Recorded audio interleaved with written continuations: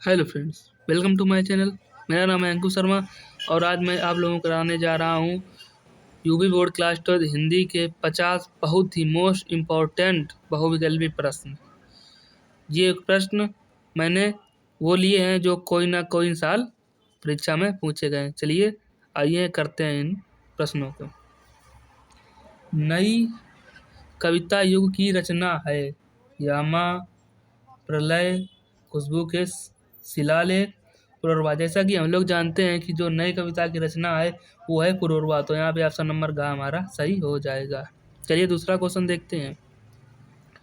भारतेंदु द्वारा प्रकाशित पत्रिका है जो भारतेंदु हरिश्चंद्र ने पत्रिका प्रकाशित की है वो कौन सी है? वो पत्रिका है कवि वचन सुधा। चलिए हमारा आंसर नंबर ग सही हो जाएगा। सुमित्रानंदन पंत सुकुमार कवि हैं, मतलब सुमित्रानंदन पंत किस चीज के सुकुमार कवि हैं? वो हम लोग जानते हैं कि जो सुमित्रानंदन पंत है वो प्रकृति के सुकुमार कवि है, इसलिए हमारा आंसर नंबर का is the right answer. Ram की शक्ति पूजा कविता के रचयिता, राम की शक्ति पूजा कविता के रचयिता जैसा कि हम लोग जानते हैं ये हमारे हैं सूर्यकांत त्रिपाठी निराला, इसलिए आंसर नंबर का हमारा सही हो जाएगा। चलिए देखते हैं पांचवा प्रश्न। पांचवा प्रश्न हमारा है विनय पत्रिका किस काल की रचना है? अब विनय पत्रिका किस काल की रचना है? विनय पत्रिका ये है, ये आधुनिक काल की रचना है, इसलिए हमारा आंसर नंबर का सही हो जाएगा। अष्टयाम के कवि नहीं है। अब इस क्वेश्चन में हमें बताना है कि अष्टयाम के कवि नहीं है, तो यहाँ पे ईश्वरदास अष्टयाम के कवि नहीं है। निम्नलिखित में कौन मैथिली शरण गुप्त की रचना है? अब हम लोग जानते हैं मैथिली शरण गुप्त की रचना ये है अनग। मैथिली शरण गुप्त की रचना है अनग, ऑप्शन नंबर खा। अब यहाँ पे हमारा अगला प्रश्न नंबर 8 है। सुमित्रानंदन पंत को चिदम्बरा कृति पर पुरस्कार मिला था। मतलब कि इसमें क्वेश्चन हमसे पूछा जा रहा है सुमित्रानंदन पंत को चिदम्बरा कृति पर कौन सा पुरस्कार मिला, तो सुमित्रानंदन पंत जी को चिदम्बरा कृति पर भारतीय ज्ञानपीठ पुरस्कार मिला, ऑप्शन नंबर का। निम्न में जयशंकर प्रसाद की काव्य कृति है, जयशंकर प्रसाद की काव्य कृति है अनामिका। रीतिकाल की सर्वाधिक महत्वपूर्ण प्रकृति मतलब की विशेषता है, इसका आंसर नंबर हमारा है खा, श्रृंगार रिक्ता। कौन सी रचना रामधारी सिंह दिनकर की नहीं है? कौन सी रचना रामधारी सिंह दिनकर की नहीं? तो ये हमारी चित्रा जो रचना है ये रामधारी सिंह दिनकर की नहीं है, यामा रचना है। जैसा कि हम लोग जानते हैं कि जो यामा रचना है ये है महादेवी वर्मा की, इसलिए ऑप्शन नंबर खा हमारा एकदम राइट आंसर हो जाएगा। चलिए अब देखते हैं क्वेश्चन नंबर 13, और 13 क्वेश्चन हमारा है हिंदी साहित्य के आदिकाल के लिए चारण काल नाम दिया। मतलब जो साहित्य के आदिकाल को चारण काल नाम दिया, ये किसने दिया? ये नाम दिया है डॉक्टर राम कुमार वर्मा ने। किस कवि को ज्ञानपीठ पुरस्कार नहीं मिला है? तो जयशंकर प्रसाद को ज्ञानपीठ पुरस्कार नहीं मिला है। सुमित्रानंदन पंत की रचना है रसवंती। हिंदी साहित्य के आदिकाल के लिए चारण काल नाम दिया है। अब ये प्रश्न हमारा दोबारा रिपीट हो गया, इसका आंसर है डॉक्टर राम कुमार वर्मा। पहले ये आया 2019 में, फिर भी 2019 में ही आया, मतलब कोई दूसरे सेट में आया होगा। निम्नलिखित में से कौन प्रेमाश्रयी शाखा के कवि नहीं है? तो इसमें नंददास प्रेमाश्रयी शाखा के कवि नहीं हैं। निम्न में से किन्हें ज्ञानपीठ पुरस्कार नहीं मिला है? तो इसमें हमारा ऑप्शन नंबर खा, निराला को भी ज्ञानपीठ पुरस्कार नहीं मिला है। चलिए देखते हैं क्वेश्चन नंबर 19। यहाँ पे 19 क्वेश्चन हमारा है हरी घास पर क्षणभर कृति निम्न में से किसकी है? तो ये कृति है हमारी हीरानंद दयानंद वात्स्यायन अज्ञे जी की। आनंद कादम्बिनी पत्रिका के संपादक कौन है?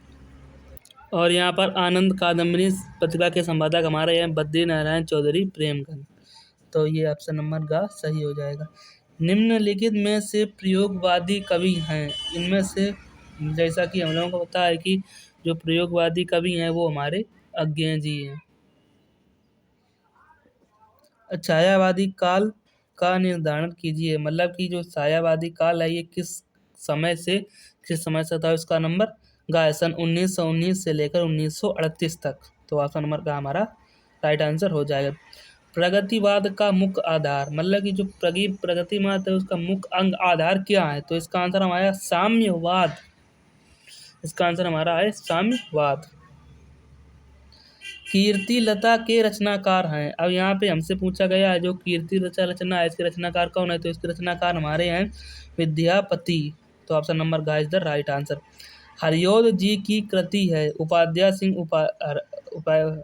सिंह उपाध्याय हरियोध की कृति है। जैसा कि हम लोग जानते हैं अयोध्या सिंह उपाध्याय जी की जो कृति है वो है, इसमें हमसे पूछा गया है कि अयोध्या सिंह उपाध्याय हरियोध की कृति नहीं है। तो ये हमारा ऑप्शन नंबर है गा चित्राधर इनकी कृति नहीं है। चलिए देखते हैं अब हम क्वेश्चन नंबर 26 नेक्स्ट स्लाइड में। चलिए आइए अब देखते हैं क्वेश्चन नंबर 26। क्वेश्चन नंबर 26 हमारा है साहित्य लहरी कविता के रचनाकार। जैसा कि आप लोग जानते हैं कि साहित्य लहरी कविता या किसके साहित्य लहरी कृति के रचयिता जो है ये हमारे सूरदास जी हैं। तो ऑप्शन नंबर का राइट आंसर हो जाएगा। हिंदी साहित्य में किस काल को स्वर्ण काल कहा जाता है? जैसा कि आप लोग जानते हैं कि भक्ति काल को स्वर्ण काल कहा जाता है। तो ऑप्शन नंबर का इज द राइट आंसर।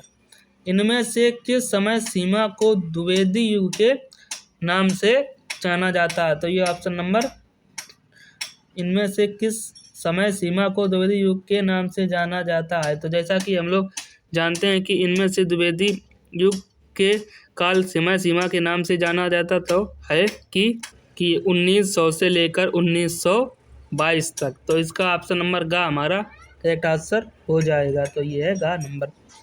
आदिकाल का अन्य नाम क्या है? आदिकाल का अन्य नाम हम जानते हैं जो कि है सिद्ध सामंत काल। नंबर का सूफी काव्यधारा के कवि हैं, सूफी काव्यधारा के कवि जायसी जी हैं। निम्नलिखित में से राम भक्ति शाखा के कवि नहीं है। तो हम लोग जानते हैं कि चतुर्भुजदास राम भक्ति शाखा के कवि नहीं हैं। मैथिली शरण गुप्त किस युग के कवि हैं? जैसा कि हम लोग जानते हैं कि मैथिली शरण गुप्त जी द्विवेदी युग के कवि हैं। चुगते चौबते के रचनाकार हैं हमारे अयोध्या सिंह उपाध्याय हरियोध। ये तो हमारे में पाठ भी है अयोध्या सिंह उपाध्याय हरियोध का पवन दूतिका, जिसमें इनके साहित्यिक परिचय में कृतियों में दिया गया है कि चुगते चौबते के रचनाकार अयोध्या सिंह उपाध्याय हरियोध जी हैं। चलिए देखते हैं अगला प्रश्न। अगला प्रश्न हमारा है विनय पत्रिका के रचनाकार कौन है? अब हम जैसा कि हम लोग जानते हैं कि विनय पत्रिका के रचनाकार हमारे तुलसीदास जी। हाँ चलिए क्वेश्चन नंबर 35 देखते हैं। कामायनी किस युग की रचना है? मतलब कि कामायनी किस युग की रचना है? कामायनी जयशंकर प्रसाद जी की रचना है। तो ये हमारी रचना हो जाएगी छायावादोत्तर काल। नहीं छायावादी काल के हैं ना ये। तो इसका ऑप्शन नंबर गा होगा छायावादी काल। निम्नलिखित को भी चलिए देखते हैं क्वेश्चन नंबर 36। क्वेश्चन नंबर 36 तुम्हारा कहता है निम्नलिखित में से छायावादोत्तर काल के कवि नहीं हैं। छायावादोत्तर काल के कवि शिवमंगल सिंह सुमन नहीं है। द्विवेदी हिंदी साहित्य के में किस काल को श्रृंगार काल कहा जाता है? जैसा कि हम लोग जानते हैं हिंदी